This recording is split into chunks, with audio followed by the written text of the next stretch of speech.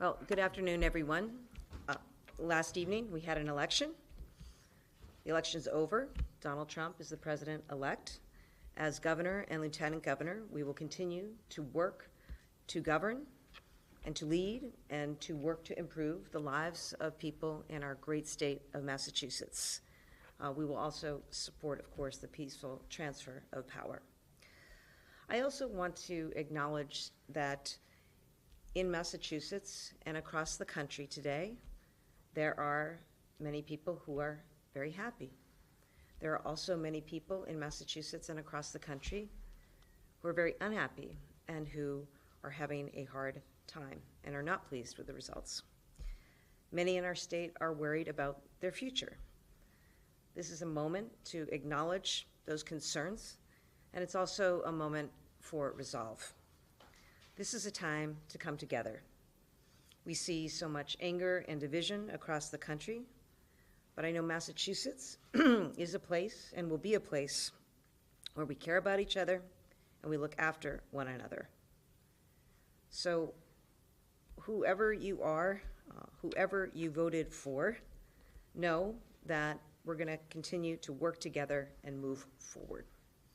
I am a governor, and the LG is a lieutenant governor for everyone, and we will work with anyone to make life better for residents in our state. In moments like this, I also think it's important to remind everyone that this great country of ours is bigger than any one person alone. We all have a role to play in building the kind of community, state, and country that we want to be and that we want for our children. So it is up to all of us to chart the path forward. This is Massachusetts. We've been doing that for close to 250 years. People will look to us to lead. And that's what I, the lieutenant governor, and our entire administration are ready to do.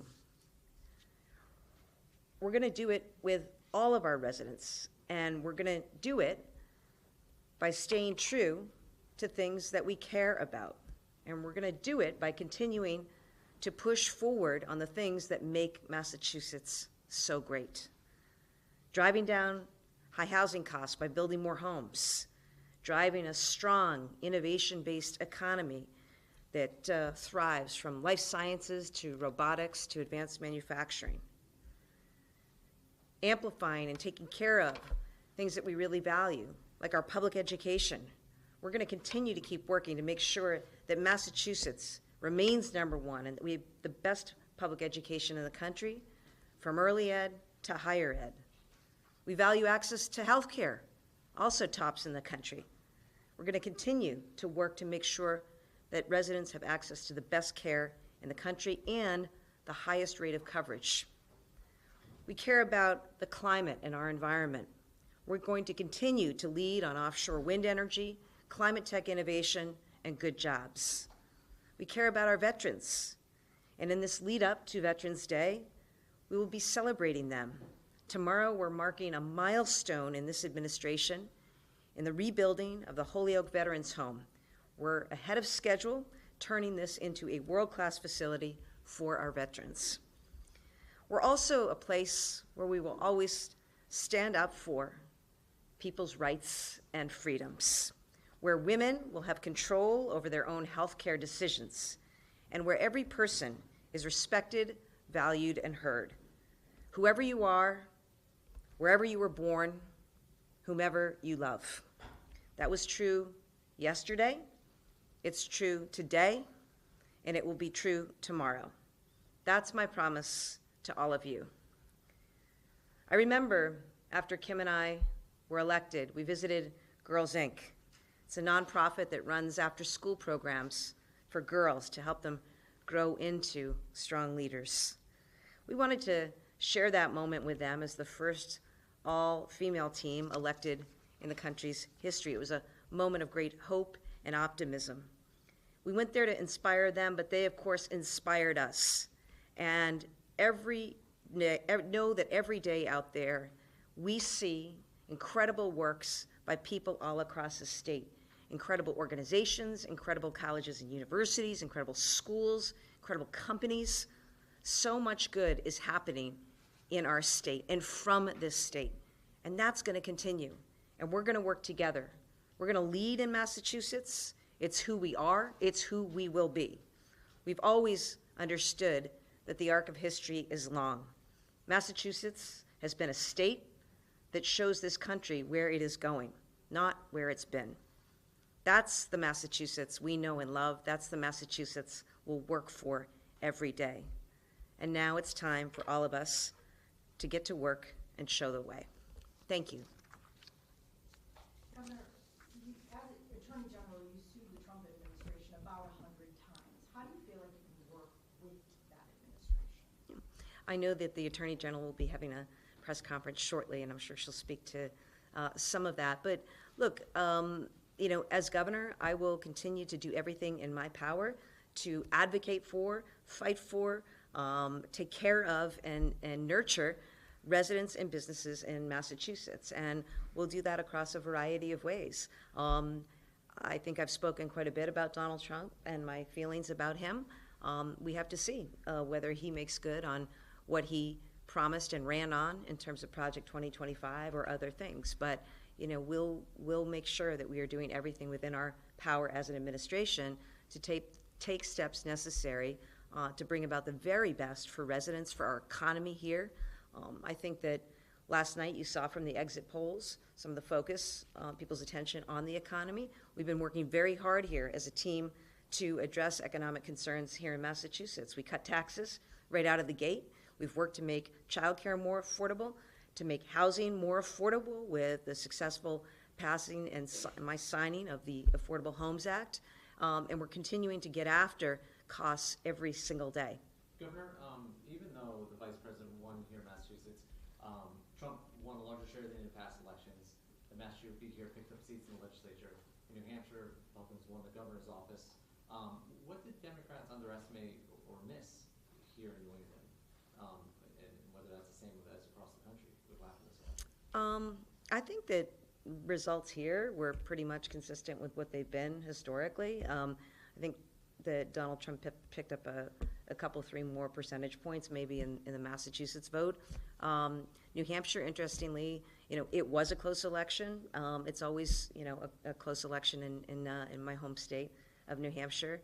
But in terms of these elections, there are some won, some lost. I look forward to working with the legislature here in the next session. There's a lot we want to do and a lot we want to accomplish.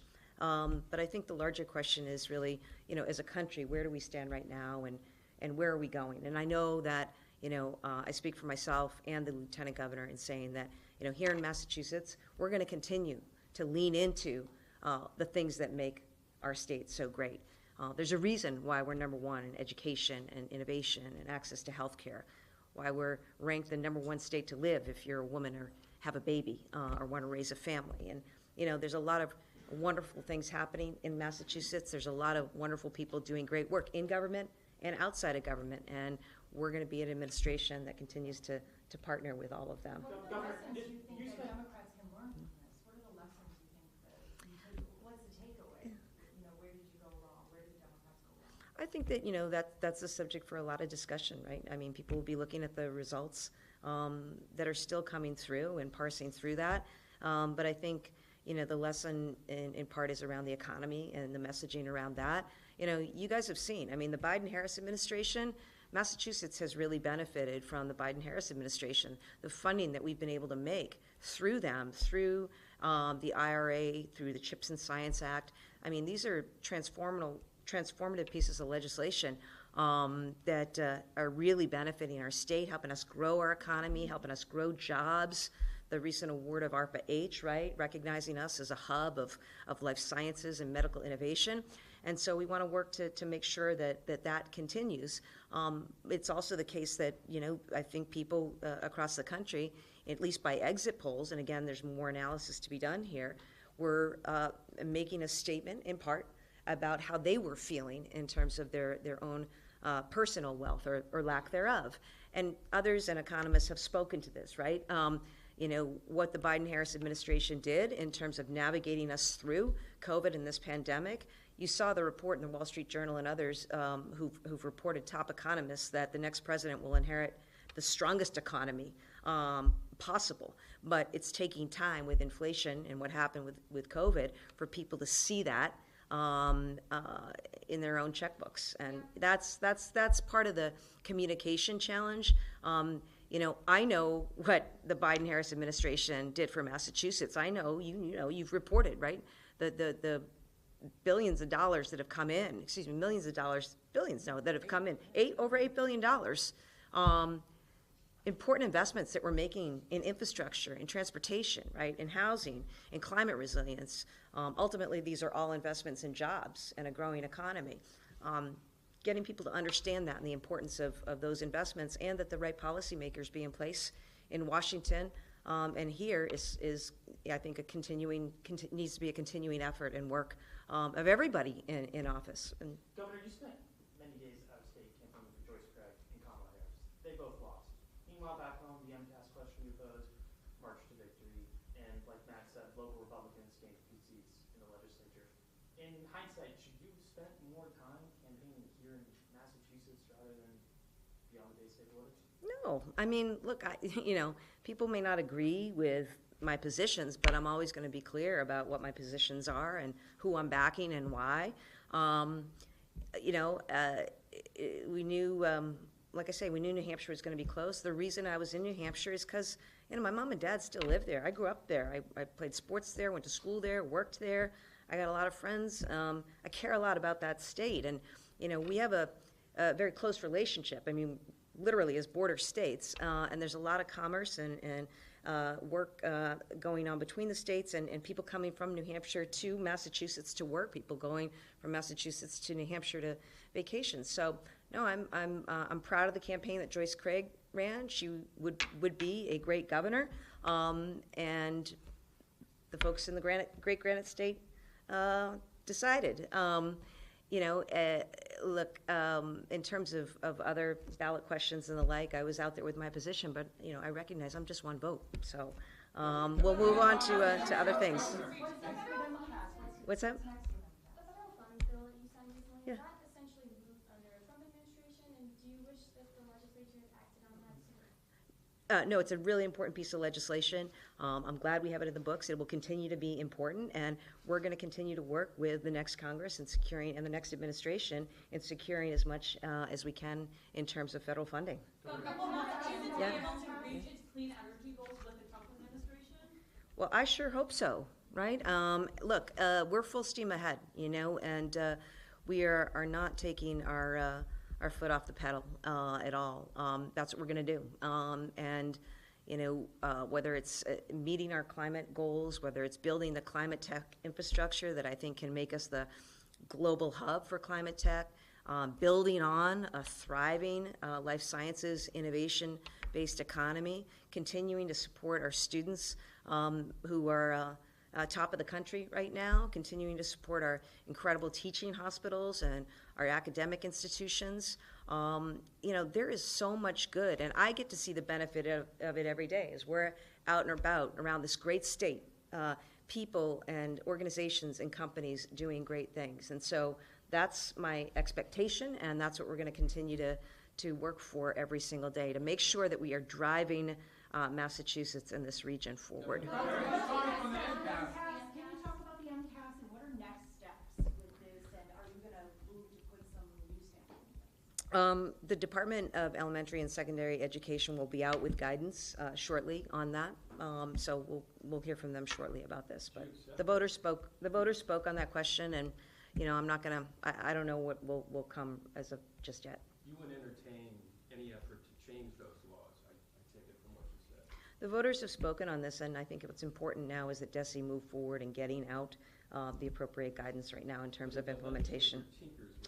I'll review anything that comes to my desk, but I'm not going to engage in hypotheticals. Yeah. What's that? What's the plan on abortion rights if the national abortion ban does come to pass?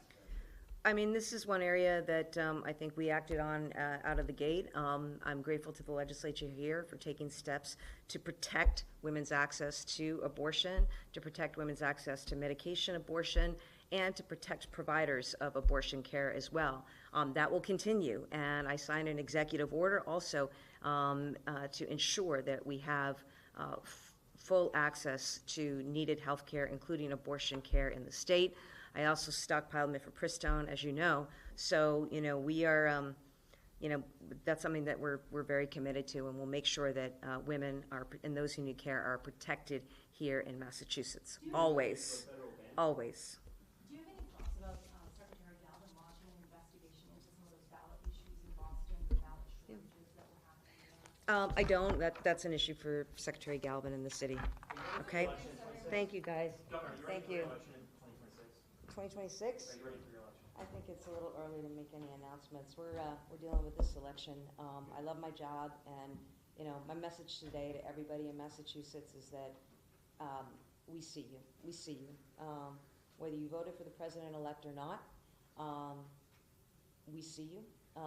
Whether you're feeling a lot of feelings today, and maybe scared or feeling vulnerable, know that we see you. And, we're going to work together as an administration to make sure that we're doing what the people of Massachusetts voted for us to do when they put us in this office. Thank you, Val.